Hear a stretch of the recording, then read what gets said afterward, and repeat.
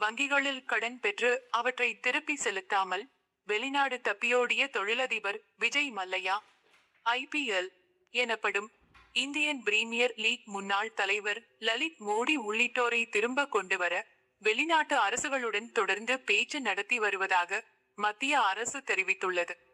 விஜய் மல்லையா தன் 70வது பிறந்த நாளை சமீபத்தில் வெகு விமரிசையாக கொண்டாடினார்.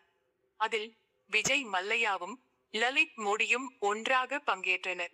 இது தொடர்பாக லலித் மோடி சமூக வலைதளத்தில் புகைப்படம் மற்றும் வீடியோக்களை பதிவிட்டார். இது சமூக வலைதளங்களில் பரவி பல்வேறு விமர்சனங்களையும் எழுப்பியது. இது குறித்து வெளியுறவு அமைச்சக செய்தி தொடர்பாளர் ரந்தீர் ஜெய்ஸ்வாலிடம் செய்தியாளர்கள் கேள்வி எழுப்பினர். இதற்கு அவர் கூறுகையில், பொருளாதார குற்ற வழக்குகளில் தப்பியோடிய குற்றவாளிகளை நம் நாட்டிற்கு மீண்டும் கொண்டு வருவதில் மத்திய அரசு உறுதியுடன் உள்ளது. அதற்காக பல நாடுகளின் அரசுகளுடன் பேச்சு நடத்தி வருகிறோம். இதற்கான முயற்சிகளை நாங்கள் தொடர்ந்து மேற்கொண்டுள்ளோம் என்றார்.